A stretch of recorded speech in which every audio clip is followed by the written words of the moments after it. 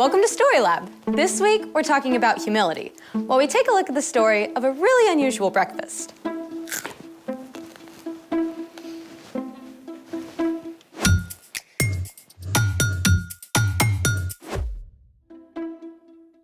Hey, I'm Skylar. And I'm Sebastian. We're talking about humility, which is putting others first by giving up what you think you deserve. So what are we doing today? This. Taking out the trash. Take a look inside. Okay. Hold on. I feel like I'm doing surgery. Go ahead. 1 banana peel, eggshell, more eggshells, I like omelets. coffee grounds. Dark roast. This is the way. Ooh.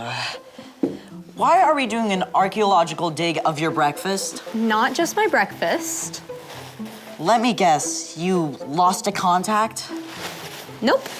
I give up. What do you see? A bunch of garbage. I see pure gold. I think you need to get your eyes checked. This stuff can turn into something amazing. What? Ta-da! Dirt.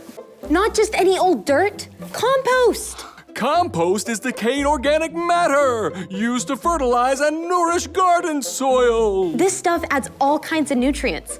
It can make plants grow like crazy. But how does all that turn into this? I'm so glad you asked. Let's make it. There are actually a bunch of ways to make compost. You can go outside and dig a hole about a foot deep, but you can also just compost on your kitchen counter with a bin like this. So you just dump the stuff into the bin and it turns to compost? Not quite. You need 2 ingredients for your compost recipe, greens and browns. I see green and I see brown. Actually, these are all greens. Fruit and veggie scraps, eggshells, tea bags, and coffee grounds are all greens because they have a lot of nitrogen in them. If you have this many greens, you need 3 times as many browns. Ooh, will these do? Nope. Browns are rich in carbon, stuff like shredded newspaper, dried leaves, and cardboard. We need to feed our compost with 1 part greens and 3 parts brown. I'm on it. All right, that's 1 green and then 3 brown.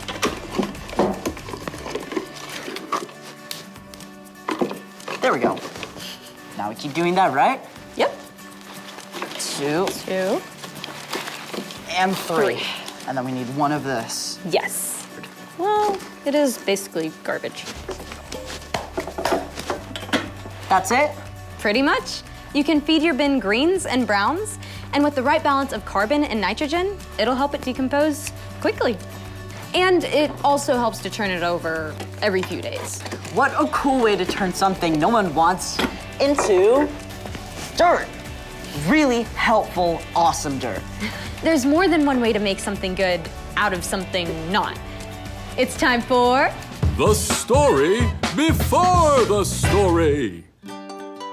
Today, we're in John, the 4th book in the New Testament. But before John, in the very beginning, out of a deep, deep love, God made an amazing world. But when people turned away from God, the world was broken. God made a plan to draw people back into relationship. So at the right time, God sent his very own son, Jesus, to come live among us. When Jesus grew up, he traveled from town to town, teaching and healing. But the religious leaders made plans to get rid of him. Jesus was crucified on a cross and died. But early Sunday morning, Jesus returned to life. Lots of his friends saw him. Which is where our story starts. Take it away.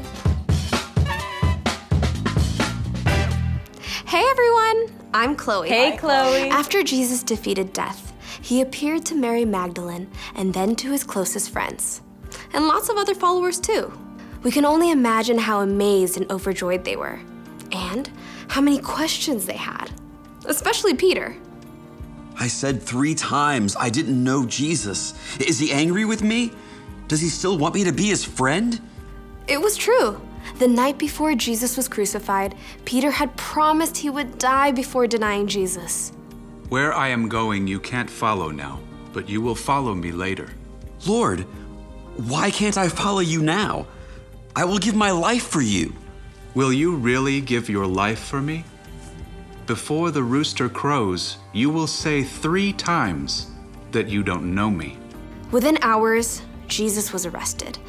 Many of Jesus' friends had fled, but Peter followed behind, trying to remain unnoticed. As Jesus was questioned by the high priest, Peter stayed outside, warming himself by a fire. A servant girl questioned him. You aren't one of Jesus' disciples too, are you? Peter was cold and scared, so he let fear take over. I am not. 2 more times, Peter denied knowing Jesus. Then, a rooster crowed, just as Jesus had said, and Peter realized the terrible thing he had done. That had only been a short time before. Even though Jesus was now alive again, Peter wasn't sure what Jesus thought of him. So, Peter did what he often did when something was bothering him. He gathered a few friends and went fishing. All night long, they threw out their nets, but by early morning, they still hadn't caught a single fish. As they returned to shore, they saw a lone figure standing there. Friends, don't you have any fish? No. Throw your net on the right side of the boat. There you will find some fish. That makes 0 sense. Even though it seemed ridiculous, Peter gave it a try. And within moments, the net was so full of fish, they couldn't even pull it onto the boat. It's Jesus. In his excitement, Peter forgot his worries and splashed as fast as he could toward Jesus. When he reached the shore, Peter found that Jesus had already cooked fish over a campfire. Come and have breakfast. Jesus offered the fish and some bread to Peter and his friends. The last time they had eaten together was the night Jesus died. But so much had happened since then. They may have been quiet as they ate, wondering how things would be different now. When they finished breakfast, Jesus called Peter aside. Maybe they took a walk on the beach. I bet Peter's heart was pounding fast. This is it. Peter, do you love me more than these others do? This was not what Peter expected. He took a deep breath and answered. Yes, Lord. You know that I love you. Feed my lambs. Now, let's be clear. There were no sheep on the beach. Jesus didn't mean for Peter to take some lambs out into a field of green grass. But many times, Peter had heard Jesus call himself the Good Shepherd, while the people around him were like sheep. Jesus wants me to take care of the people who follow him. Again, Jesus asked, Peter, do you love me? Yes, Lord. You know that I love you. Take care of my sheep. Peter was getting anxious again. Why had Jesus asked a second time? Didn't Jesus believe him? A third time, Jesus asked, Peter, do you love me? Lord, you know all things. You know that I love you. Feed my sheep. Peter was frustrated that Jesus kept repeating this until he realized. Jesus has asked me 3 times if I love him. Maybe that's once for every time I said I didn't know him. Jesus had not only forgiven Peter, Jesus was inviting Peter to care for all the people who would follow Jesus now and in the years to come. Following Jesus wouldn't be easy, but it would be worth it. Every step of the way. The end. Wow, so Peter really messed up, but Jesus still loved him. Yeah, Jesus didn't leave him hanging. Exactly.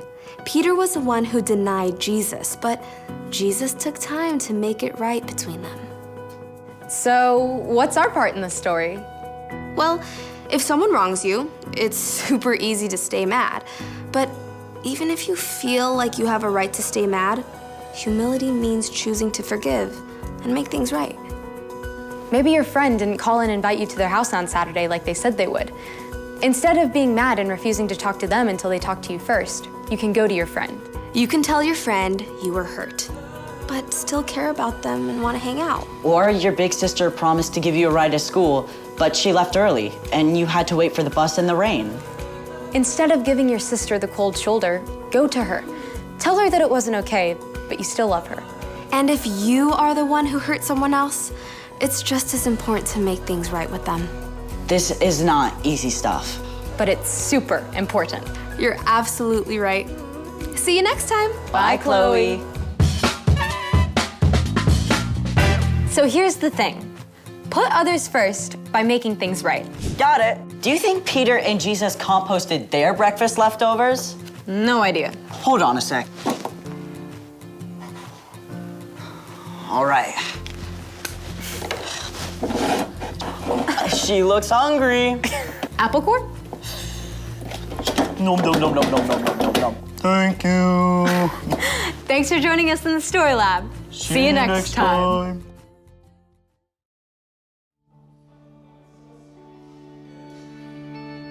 When the night is darkest and I feel weary, I'm not alone, 'cause you are with me. A new day is coming. I see light and the sun will rise and hope is alive. Yeah. No matter what tomorrow brings, I know that you'll be by my side all the time. You'll never leave me. When shadows fall, I will have no fear, 'cause you're right here. When the night is darkest and I feel weary, I'm not alone, 'cause you are with me. A new day is coming. I see a light and the sun will rise and hope is alive. Yeah. No matter what tomorrow brings, I know that you'll be by my side all the time. You'll never leave me. When shadows fall, I will have no fear, 'cause you're right here. When the night is darkest and I feel weary, I'm not alone, 'cause you are with me. A new day is coming. I see light and the sun will rise and hope is alive.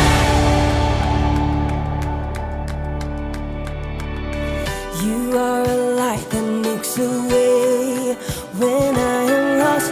You love with everything you have, no matter the cost. You are my hope and I will trust you with all my